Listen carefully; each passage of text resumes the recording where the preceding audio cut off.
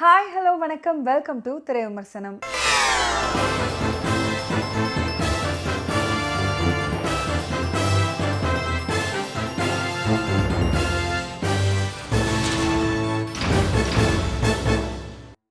இன்னைக்கு திரை விமர்சனம் நிகழ்ச்சியில நாம பார்க்க போற திரைப்படம் மாரீசன்.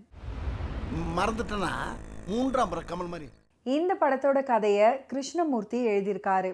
ராமாயணத்துல சீதையை கடத்துவதற்காக ராவணன் ஏவிய மாயமானான மாரீசனை கவனத்துல கொண்டு இந்த படத்தோட கதை உருவாகி இருக்குது. Super good films private limited சார்பா ஆர்பி சௌத்ரி ப்ரொடியூஸ் பண்ணியிருக்கிற இந்த படத்துல Vadivelu, Fahadh Faasil, Kovai Sarala, P L Thenappan, Vivek Prasanna, Sithara, Livingston, Renuka, Saravana Subbaiah, Krishna, Haritha, telephone Raja, Srinivas இவங்கெல்லாம் இந்த படத்தில் நடிச்சிருக்காங்க. யுவன் சங்கர் ராஜா மியூசிக் பண்ணியிருக்கிற இந்த படத்துக்கு கலைசெல்வன் சிவாஜி சினிமோட்டோகிராஃபி பண்ணியிருக்காரு. கதை, திரைக்கதை, வசனம் வி கிருஷ்ணமூர்த்தி. இந்த மூவியை டைரக்ட் பண்ணியிருக்காரு சுதீஷ் சங்கர். மறந்துட்டனா மூன்றாம் முறை கமல் மாதிரி. சின்ன சின்ன திருட்டுக்களை செய்து தண்டனை அனுபவிச்சுட்டு பாளையங்கோட்டை ஜெயில இருந்து விடுதலையாகி வெளியே வர்றாரு தயாள் என்ற ஃபஹத் ஃபாசில். ஜெயிலை விட்டு வெளியே வந்த கொஞ்ச நேரத்திலேயே திரும்பவும் தன்னுடைய திருட்டு வேலைகளை தொடங்குறாரு. குளிச்சுட்டு இருக்கிற ஒருத்தரோட செல்போன், தியேட்டர்ல சாவியோடு நிற்கிற பைக், இப்படி திருடிக்கிட்டே போறாரு. அப்படி போகும்போது வழியில ஒரு வீட்டை பார்த்து நோட்டம் விடுறாரு. அந்த வீட்டுக்குள்ள திருடுறதுக்காக நுழையிறாரு. அந்த வீட்டில் சங்கிலியால கட்டி போட்டிருக்கும் வேலாயுதம் பிள்ளை என்ற வடிவேலுவை மீட் பண்றாரு தயா. மறந்துட்டனா மூன்றாம் முறை கமல் மாதிரி. வேலாயுதம்ன்ற வடிவேலு, இவரு ஞாபக மருதியான அல்சைமர் நோயால அவதிப்பட்டு இருக்காரு. தன்னை சங்கிலியால கட்டி போட்டு துன்புறுத்தும் மகன் கிட்ட இருந்து காப்பாற்றுமாறு தயா கிட்ட வேண்டுகோள் வைக்கிறாரு. இவருடைய வங்கி கணக்குல 25 லட்சம் பணம் இருக்கு அப்படின்றது திருடன் தயாவுக்கு தெரிய வருது. அவருடைய ஏடிஎம் பின் நம்பரை தெரிஞ்சுக்கிறதுக்காக அவருக்கு உதவி செய்யறது மாதிரி அவருடனே பயணமாகிறாரு தயா. இந்த நிலையில வேலாயுதம் தன்னுடைய சில நண்பர்களை பார்க்க வேண்டும் அப்படின்னு சொல்ல அங்கெல்லாம் அவரை தன்னுடைய 2 சக்கர வாகனத்திலேயே கூட்டிட்டு போறாரு தயா. மறந்துட்டனா மூன்றாம் முறை கமல் மாதிரி. வேலாயுதம் தயாவுடன் பயணமாகிறாரு. இந்த நிலையில வேலாயுதம் யாரெல்லாம் பார்க்க வேண்டும்னு நினைக்கிறாரோ அவங்க எல்லாம் மர்மமான முறையில கொலை செய்யப்படுறாங்க. அதே நேரத்துல இந்த 25 லட்சத்தை அபகரிக்க தயா பலவிதமான திட்டம் போடுறாரு. அவருக்கு தேவைப்படுவதெல்லாம் வடிவேலு வச்சிருக்கிற ஏடிஎம் கார்டோட பின் நம்பர் மட்டுமே.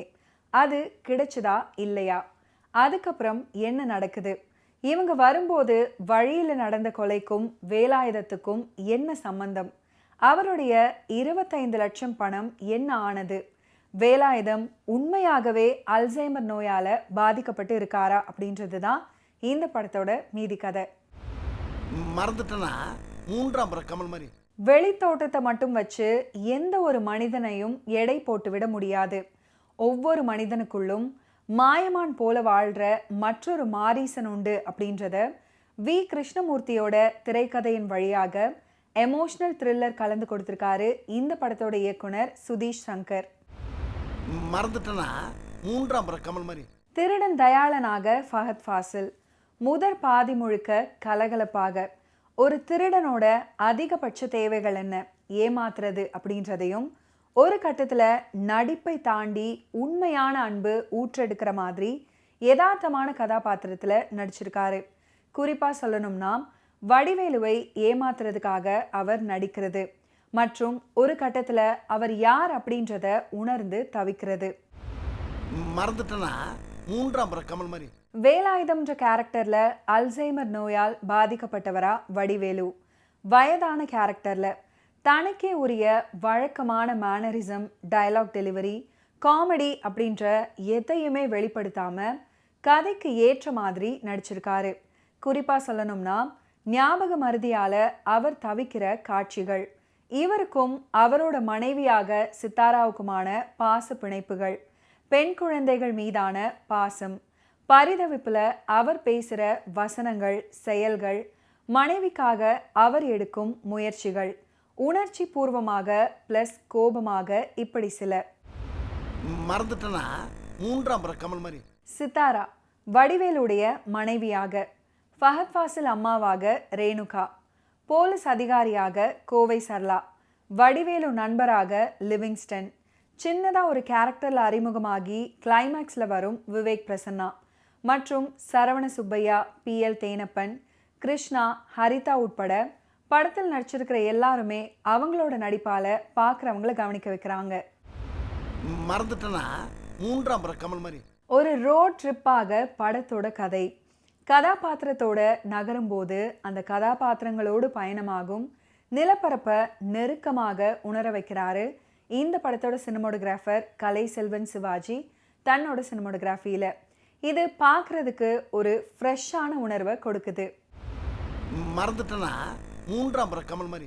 யுவன் சங்கர் ராஜாவின் பின்னணி இசை மற்றும் மதன் கார்கி, சபரிவாசன் சண்முகம் இவங்களோட லிரிக்ஸ் கதையோட காட்சிகளுக்கு உயிர்ப்பு. Editor Sreejith Sarang, art director Mahendran, stunt director Phoenix Prabhu உட்பட தொழில்நுட்ப கலைஞர்களோட பணி படத்தின் நிறைவு. மறந்துட்டனா மூன்றாம் முறை கமல் மாதிரி. இந்த படத்தில் 5 கொலைகளை அசால்ட்டாக செய்கிற வடிவேலு அதை ஏன் செய்கிறாரு, எப்படி செய்கிறாரு அப்படின்றது தான் இந்த படத்தோட ட்விஸ்ட். இதுக்கு சொல்லப்படுற காரணம் மனைவி சித்தாராவுக்கு அவர் செய்து கொடுத்த சத்தியம்.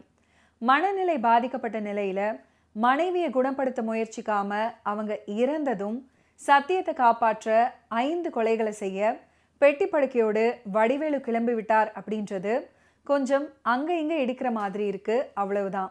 மீண்டும் அடுத்த வாரம் திரை விமர்சனம் நிகழ்ச்சியில் சந்திப்போம். அதுவரை நன்றி, வணக்கம்.